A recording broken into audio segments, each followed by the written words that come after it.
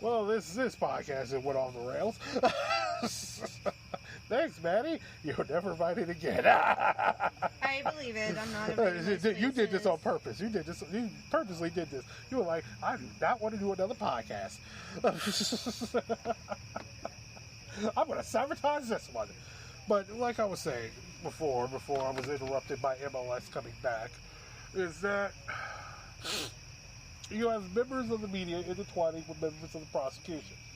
That is a total conflict of interest. Especially with all this. I don't care how guilty the person is. You don't do that. You're skewering the evidence to present. What if Ray Buckley was convicted? What if the people in this case were convicted and they had not done anything? How many people have to sit in jail who are totally innocent of crimes they did not commit, have to sit in jail because of presumed of guilt without the facts of evidence, right? The strong evidence. Again, we're telling you that people are telling you that the justice system, there are major problems in it. Yes, it's not. Yes, it's the only system that we have currently, but it is not perfect. And it is unfair. And it's fucked. Thank you. We're PG-13. Did not know that. Sorry, I should. It's okay. It's all right. Because MLS is back. MLS is back. Yes, oh my God! I'm so sorry, Cooper. This podcast it went off the rails. There are constantly. This is a constant issue. Even when you have a preponderance of evidence stating that yes, this person is guilty. Imagine that. Imagine if this had happened in the case of Richard Ramirez, the Night Stalker. That you have media intertwining, which probably was, we don't know, intertwining with the prosecution. And you had a capable defense team who would have torn this apart and got Richard Ramirez off, and then he starts killing again. I mean, come on. You have to be fair down the line.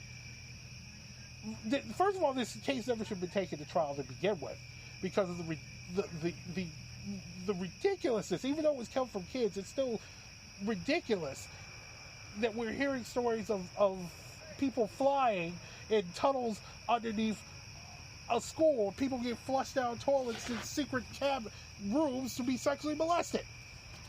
More investigation needs to be done for that case, but yet you have a Los Angeles District Attorney and the Los Angeles Police Department we've gone on and on about this show with different cases that we've covered that happen in Los Angeles, and cases in the future that we will cover that happen in Los Angeles, that the rampant corruption in the Los Angeles Police Department. They're not the only police department in this United States and across this world that has that are possibly corrupt. But you have all these factors coming in, and you have this poor family dragged through the mud tails. I mean, this is insanity. I'm sitting here, I'm reading the case, which I'm summarizing for you right now, and watching the videotapes, and watching the documentaries, and listening to these children saying what had happened, and the adults leading these children to say these things is absolutely ridiculous. My child if I had a child, they came up to me and said, my teacher flushes me down the toilet to a secret room, of course I'm going to go up there, but I'm going to go, who told you to say that? I mean, child molestation is the horror that a parent has to go through, and the horror that their child has to go through in this. But when you're accusing people that had no issue doing it because they look a certain way, or because you are a certain way, I don't have the answer. Well, let's wrap this up, because this podcast already gone on the rails. Again, this case lasted 7 years and cost $15 million. It was the longest and most expensive criminal case in the history of the United States legal system, and ultimately resulted in no convictions. The McMartin preschool was closed and the building was dismantled.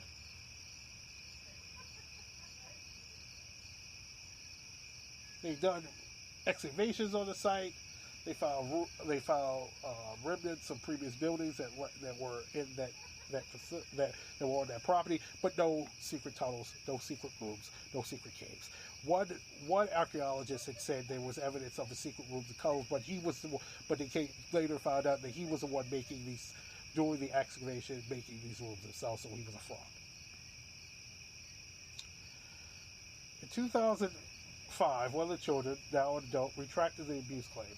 They state, "Never did anyone do anything to me, and I never saw them doing anything. I said a lot of things that didn't happen. I lied. Anytime I would give an answer that they didn't like, they would ask again and encourage me to give the answer they were looking for. I felt uncomfortable and a little ashamed, and that I was being dishonest. But at the same time, being the type of person I was, whatever my parents wanted me to do, I would do." In the book, in The Devil in the Nursery, Robert Tabler from the New York Times summarized the case.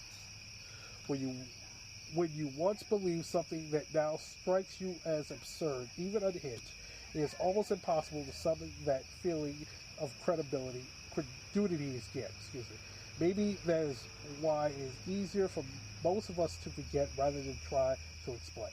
The satanic abuse scare that gripped this country in the early 80s, the myth that devil worshippers had set up shop in our daycare centers, where the clever adepts were raping and sodomizing children, practicing ritual sacrifice, shredding their clothes, drinking blood, and eating feces, all unknowns by parents, neighbors, and authorities. Mary A. Fisher, in an article from the Los Angeles Magazine, said the case was simply invented and transmortified into a national call celebrity by the misplaced zeal of 6 people. Judy Johnson, a seriously mental ill mother who died of alcoholism; Jay Hall, the detective who investigated the complaints; Kay McFarland, the social worker who interviewed the children; Robert Fasolian, the district attorney who was in a losing battle for re-election.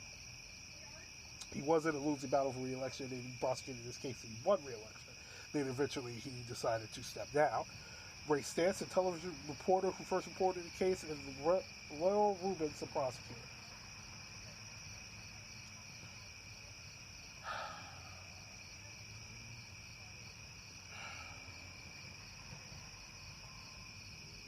And there's still some people believe in the continued theory that there are secret tunnels under there. In 1990, the secret tunnels underneath the McFarland School.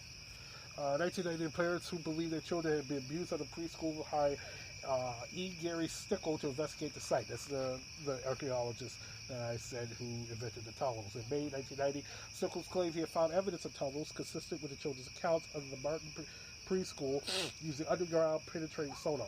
Others have disagreed with Stickles' conclusions.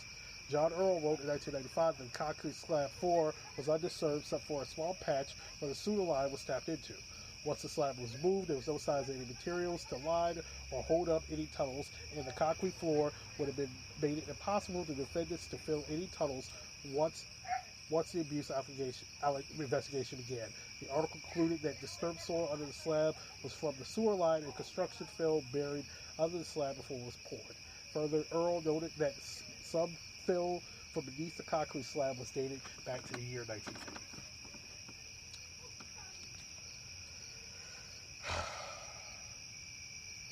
In 1995, HBO produced a television movie called Indictment McMartin Trial, which stars James Woods before he went insane and started spouting off racist propaganda on Twitter and then getting himself banned. Henry Thomas, who was Elliot from E.T. and Mercedes Rule, documenting this case. It was a very good movie. It's on YouTube now. I think it's for free. You should check it out if you want to. In 2019, Oxygen uncovered the McMartin family trials, a documentary about the case. Most of the people had passed away from this case. Virginia McMartin had passed away. Peggy McMartin Buckley also passed away from this case. Ray Buckley changed his name and moved to the Northeast after the trial, and now he has 2 children.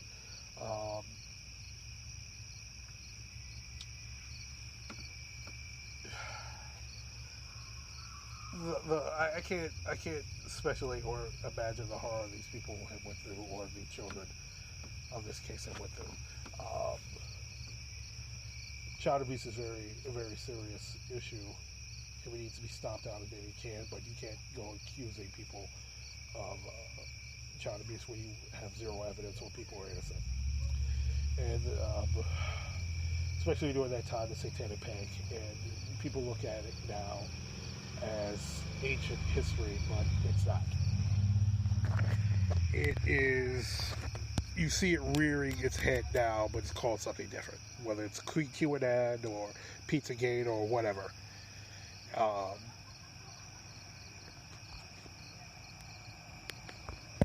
It is rearing its head now. That's part of the reason why we're doing this sub-mini topic on Weekend Weird, because we're seeing it rear its head again under a different name.